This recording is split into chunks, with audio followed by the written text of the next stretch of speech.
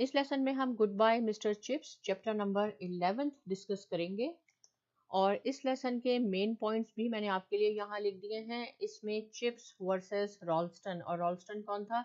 जो मेल्ड्रम के बाद, मेल्ड्रम जो निमोनिया से 1900 में फौत हो गया था, उसके बाद इसको हेडमास्टर बनाया गया था रॉल्स्टन को।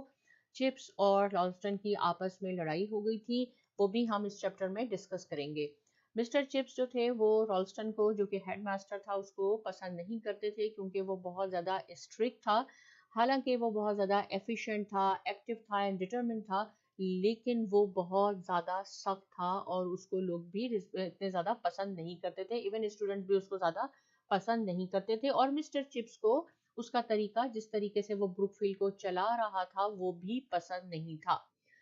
एक दिन क्या होता है कि रॉल्स्टन मिस्टर चिप्स को अपने ऑफिस में बुला लेता है मीटिंग के लिए, और ये बहुत इंपॉर्टेंट पॉइंट मैं आपको बता रही हूँ। तो वो मीटिंग करते हैं, रॉल्स्टन मिस्टर चिप्स के साथ मीटिंग करता है और उनको कहते हैं कि आप अब रिटायर हो जाएं। उनको ये मशवरा देता है, उनसे कहता है आप रिटायर हो जाएं। अगर आपको है कि पेंशन, तो आपको इतनी पेंशन मिल जाएगी कि आपका गुजारा इजीली हो जाएगा। मिस्टर चिप्स के लिए ये बहुत सरप्राइजिंग था, वो बहुत हैरान हुए कि ये क्या कह रहा है और मुझे ये क्या मशवरा दे रहा है। बिल्कुल अनएक्सपेक्टेड था कि मीटिंग में वो उसको ये कहेंगे कि आप रिटायर हो जाएं। तो वो ये बॉदरसम उनके लिए बहुत तकलीफ दे था मिस्टर चिप्स के लिए कि कोई उनको कहे कि आप रिटायर हो जाएं। तो इस तरह उनकी लड़ाई शुरू हो गई, उनमें आर्ग्यू शुरू हो गई। उसने क्या क्या कहा कि एक तो उसको ये प्रॉब्लम थी रॉल्स्टन को कि मिस्टर चिप्स बहुत सीनियर हैं, और वो जो कहते थे, क्योंकि वो बहुत यंग 37 ईयर्स का था, तो वो मिस्टर चिप्स उसकी बात को मानते भी नहीं थे क्योंकि वो सीनियर थे और बाकी सारे टीचर्स भी मिस्टर चिप्स की ही रिस्पेक्ट किया करते थे। तो रॉल्स्टन ने कहा कि आपका टीचिंग स्टाइल जो है ये बहुत ज़्यादा ओल्ड फैशन है, ये 1908 की बात है। आपका टीचिंग का जो स्टाइल है बच्चों को पढ़ाने का, वो बहुत ओल्ड फैशन है, और आपकी हैबिट्स जो हैं वो भी मैसी हैं। जो आप गॉन पहना करते थे, वो भी कहा कि वो फटा हुआ है और बच्चे इससे मजाक उड़ाते हैं। इस तरह के इल्जामात लगाए उसके ऊपर, और वो फोर्स कर रहा था कि आप रिटायर हो जाएं। लेकिन और ये भी कहा कि आपकी प्रोनाउंसिएशन जो है वर्ड्स की, वो भी इतनी ज़्यादा सही नहीं है, लेटेस्ट आपको प्रोनाउंसिएशन आनी चाहिए। जबकि मिस्टर चिप्स ने कहा कि उनका टीचिंग स्टाइल जो है वो मेल्ड्रम ने और वेदरबाय, जो वेदरबाय प्रिंसिपल था जिसने चिप्स को हायर किया था, उसके बाद मेल्ड्रम आया था, कि उन्होंने ये अप्रूव किया हुआ है। राइट।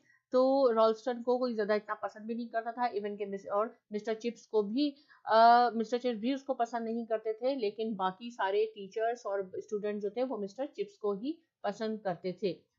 रॉल्स्टन जो था वो स्कूल को एक फैक्ट्री की तरह चला रहा था, और उसने जो इल्जामात लगाए थे और कहा था उसमें ये भी था कि वो उनका टीचिंग स्टाइल जो है वो भी पुराना है, कंजर्वेटिव स्टाइल है। और मिस्टर चिप्स ने जब उसका रूम छोड़ने लगे तो ये कहा था कि ठीक है, मैं रिटायरमेंट नहीं लूंगा और आप जो चाहें जो मर्जी कर लें।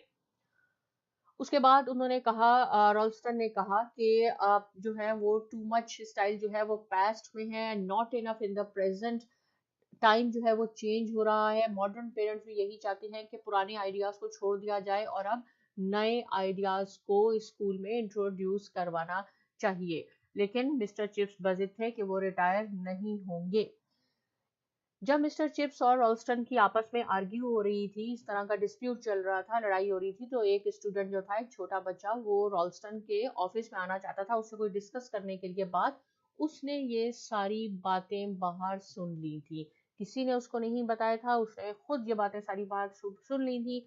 उसने जाके ये इसका जिक्र अपने फ्रेंड से किया, और फिर जो स्टूडेंट्स थे उन्होंने अपने पेरेंट्स को ये बातें बताई कि मिस्टर चिप्स के साथ फोर्स किया जा रहा है उनको कि आप रिटायरमेंट लेने, रॉल्स्टन उनको ये कह रहा है।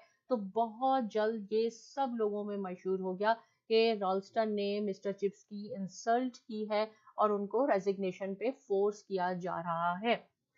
उसके बाद सारे पेरेंट्स आ गए, सब लोग जमा हो गए, स्टूडेंट्स, टीचर, वो सब बहुत ज्यादा काइंड थे मिस्टर चिप्स के साथ, और उन्होंने कहा रॉल्स्टन को कि अगर ऐसा होगा तो हम स्ट्राइक पे चले जाएंगे, अपने बच्चों को हम स्कूल नहीं भेजेंगे, हमें मिस्टर चिप्स ही चाहिए। और मिस्टर चिप्स ये सोच भी नहीं सकते थे कि उनकी बैक इतनी मजबूत होगी और लोग उनसे इतनी ज्यादा हमदर्दी करेंगे।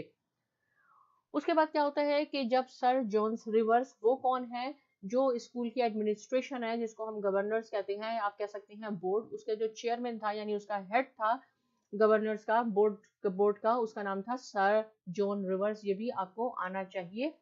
उनको जब इस बात का मालूम हुआ तो वो ब्रुकफील्ड आए विजिट करने के लिए, और उन्होंने रॉल्स्टन को इग्नोर किया, उसके ऑफिस में नहीं गए, बल्कि डायरेक्टली मिस्टर चिप्स के पास आए और उनको कहा कि हमें मालूम हुआ है कि इस तरह आपकी और प्रिंसिपल की, रॉल्स्टन की आपस में डिस्प्यूट हुआ है और वो आपको रिजाइन करने के लिए कह रहा है। वो बहुत ज़्यादा क्लेवर इंसान है, दो कि उसने फंडिंग भी बहुत ज़्यादा कलेक्ट कर ली है स्कूल को, और स्कूल के लिए काम भी अच्छा कर रहा है। पहली दफ़ा हिस्ट्री में ये हुआ है कि बहुत ज़्यादा बच्चे वेटिंग लिस्ट में हैं, लेकिन वो बहुत ज़्यादा क्लेवर इंसान है। आप चाहें तो यहाँ 100 साल भी पढ़ा सकते हैं, कोई आपको नहीं निकालेगा। अगर ऐसा मौका आएगा तो रॉल्स्टन निकाला जाएगा, आपको नहीं निकाला जाएगा। ये सारी बातें मिस्टर चिप्स सोच रहे हैं, और जब मिस्टर चिप्स रॉल्स्टन के बारे में सोचते हैं तो उस वक्त भी वो थोड़े अफसुर्दा हो जाते हैं कि किस तरह हमारी लड़ाई हुई थी, और फिर सर जॉन्स रिवर्स ने आके क्या कहा था कि आपको कोई नहीं निकाल सकता ब्रुकफील्ड से, आप चाहें तो 100 साल भी यहाँ जॉब कर सकते हैं। यहाँ पे हमारा चैप्टर नंबर 11 एंड होता है।